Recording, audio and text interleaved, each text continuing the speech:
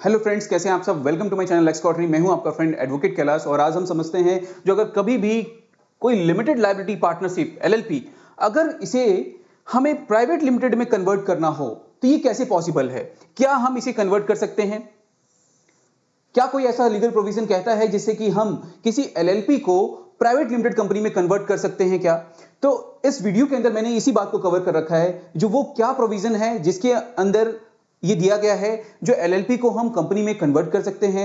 साथ ही कन्वर्जन से पहले क्या रिक्वायरमेंट है, कन्वर्जन के बाद की क्या रिक्वायरमेंट है और ये प्रोसेस कैसे चलेगा स्टेप टू स्टेप। ये सारी बातें आज इस वीडियो के अंदर हम समझने वाले हैं इस टॉपिक से रिलेटेड, जिसमें कि मैंने वो सारी बातें कवर कर रखी है। जो आपको डॉक्यूमेंट क्या रिक्वायर्ड होगा, कौन से डॉक्यूमेंट आपको ड्राफ्ट करने हैं, ये सारी बातें आज इस वीडियो में आपको मिलने वाला है। तो इस वीडियो को लास्ट तक देखें ताकि इस टॉपिक के बारे में जो भी आपके मन में क्वेश्चन चल रहा है वो सारा का सारा आपको सॉल्यूशन मिल पाए और आप उसके बारे में समझ पाओ और जान पाओ। चलिए स्टार्ट करते हैं।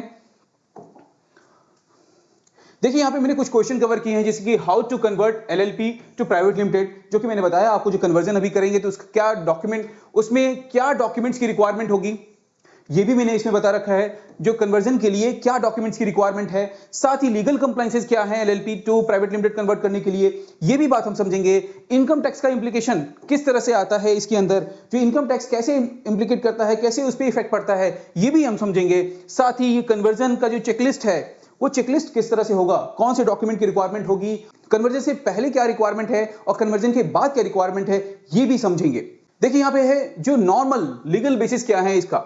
जैसे मैंने आपको बताया जो लीगल प्रोविजन कहां है, तो सेक्शन 366 ऑफ कंपनीज एक्ट 2013 में कहा गया है, कन्वर्जन से रिलेटेड सारी बातें कही गई है, जो कैसे होगा, क्या डॉक्यूमेंट्स की रिक्वायरमेंट होगी, प्रोसेस क्या होगा, साथ ही मिनिमम रिक्वायरमेंट क्या है, वो सारी बातें इस सेक्शन 366 ऑफ कंपनीज एक्ट में दिया गया है, जिसमें कि जिसे कि हम डिटेल में भी समझेंगे। उसे मैंने पार्ट में डिवाइड कर रखा है, सेक्शन के साथ मैंने नहीं रखा, उसे हमने पार्ट टू पार्ट डिवाइड कर रखा है, जो कि आपके समझने के लिए ज्यादा बेटर होगा।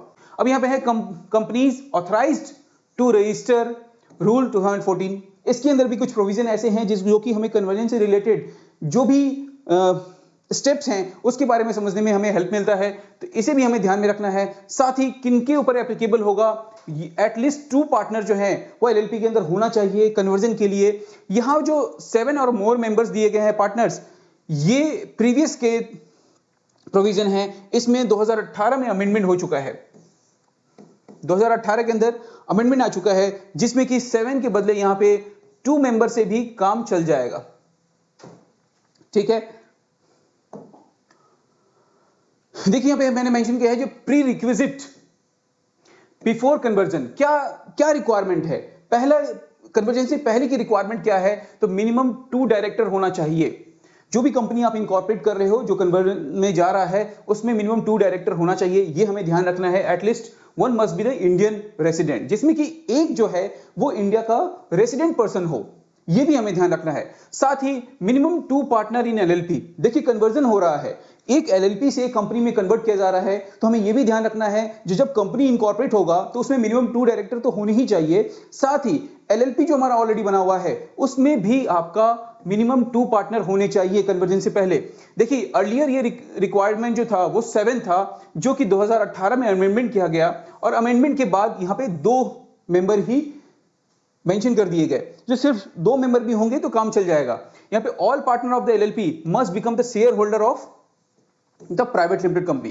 देखिए कन्वर्जन के बाद भी एलएलपी के जितने भी पार्टनर होंगे, जितने भी वहां पे डेजिग्नेटेड पार्टनर हैं, वो कहीं ना कहीं आपके शेयर होल्डर बनेंगे इस कंपनी के। ऐसा नहीं हो सकता है जो उसमें अगर 3 पार्टनर हैं तो सिर्फ 2 को आप शेयर होल्डर बनाते हो,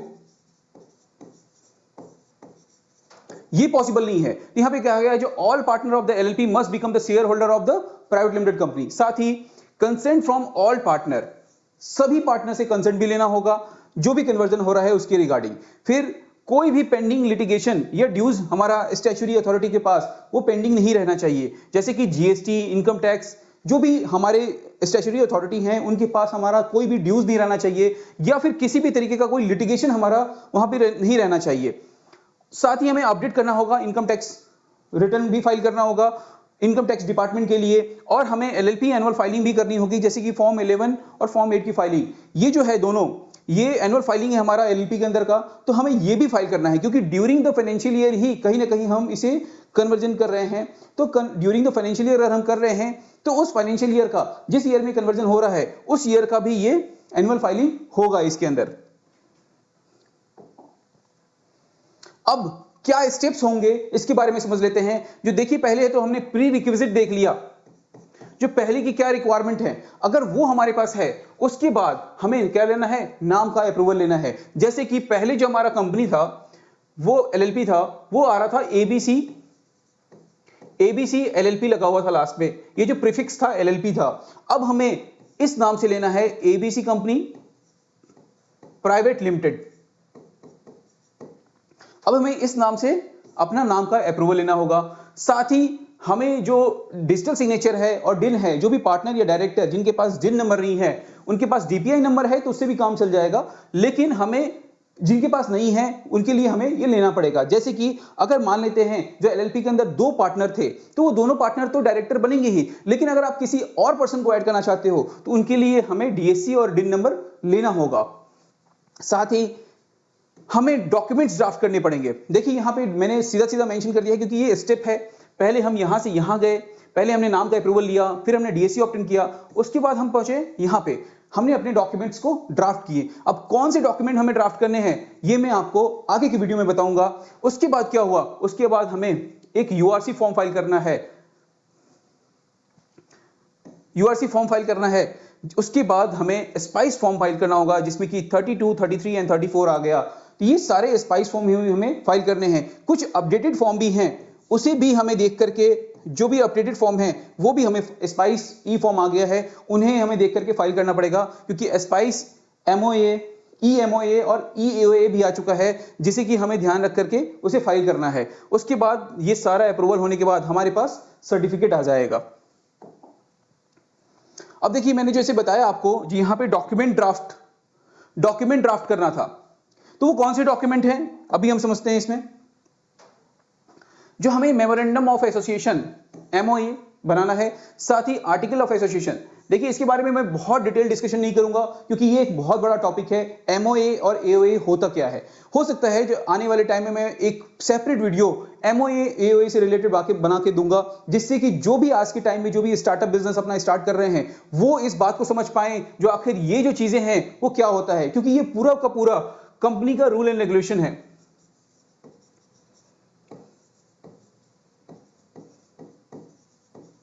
रूल एंड रेगुलेशन है ये, जिसके कारण इसके बारे में समझना बहुत जरूरी है जो आखिर एमओए एओए होता क्या है। अब बहुत सारा ई ड्राफ्ट में ही आ गया है, जैसे कि ई एमओए आ गया है जिसे कि हमें अपडेट करना होता है, और इसके लिए हमारा फॉर्म आ गया है ई एओए। तो हमें इसे बहुत ही ज्यादा ड्राफ्ट करने की जरूरत नहीं है, कुछ जो मेजर पॉइंट हैं जिसे कि हमें चेंज करने की जरूरत होती है, और अगर हमें लगता है जो कुछ हमें अपनी तरफ से भी चेंजेस करना है तो वो भी हम चेंज कर सकते हैं, लेकिन एज पर कंपनीज एक्ट। ठीक है, उसके बाद डिक्लेरेशन लेना है from all director and share holder. ठीक है, एफिडेविट बनाना है हमें, no objection certificate by the partner. ठीक है, उसके बाद statement of assets and liability बनानी है जो कि ऑडिटेड होगा। ठीक है, ये सारी चीजें हमें कंप्लीटली ड्राफ्ट करना होगा सभी पार्टनर के लिए, सभी डायरेक्टर के लिए। उसके बाद हमें जो हमारा एलएलपी था उस एलएलपी का जो एग्रीमेंट बना हुआ था वो एलएलपी एग्रीमेंट की भी जरूरत पड़ेगी हमें। साथ ही list of partner and consent for conversation, ये दोनों चीजें हमें ड्राफ्ट करनी पड़ेगी। तो ये सारे डॉक्यूमेंट जब भी हम कभी फाइलिंग करेंगे उससे पहले हमें ये सारे डॉक्यूमेंट हमें कहीं ना कहीं ड्राफ्ट करके रखना होगा, उसके बाद ही हमारी फाइलिंग प्रोसेस स्टार्ट हो पाएगी। तो ये हमारा कंपनी इनकॉर्पोरेट हो गया, लेकिन कंपनी इनकॉर्पोरेशन के बाद हमें क्या ध्यान में रखना है वो भी पॉइंट मैंने कवर कर रखा है। हाँ, पोस्ट इनकॉर्पोरेशन में क्या सारे कंप्लायंसेस फॉलो कर रहे हैं, जैसे कि हमें इन्फॉर्म करना होगा ऑल अथॉरिटी, जैसे कि GST, PAN, TAN, MSME, PF, ESI, इन सारे डिपार्टमेंट को। यहां तक कि अगर आपके बिजनेस के लिए अगर आईईसी वैलिड है, इंपोर्ट एक्सपोर्ट कोड वैलिड है, तो उन्हें भी हमें इन्फॉर्म करना होगा। इन सभी को हमें अपडेट करना होगा, इन सभी में हमें अपने नाम, अपने एड्रेस, अपनी डिटेल को, अपने कंसर्न बिजनेस को हमें सब चीजें अपडेट करनी होगी, उन्हें इन्फॉर्म करना होगा। ठीक है, उसके बाद हमें इंटीमेट करना होगा बैंक को। बैंक में हम अपना केवाईसी वेरिफिकेशन कराना है और न्यू अकाउंट ओपन कराना होगा कंपनी के नाम से। साथ ही हमें क्लोज करना होगा एलएलपी का ऑपरेशन। देखिए एलएलपी जो है नॉर्मली स्टॉक ऑफ हो चुका है क्योंकि उसका कन्वर्जन हो गया, लेकिन फिर भी हमें फाइल करना पड़ेगा एक क्लोजर रिपोर्ट जो कि हमें ये दिखाएगा जो हमारा एलएलपी अब क्लोज हो चुका है।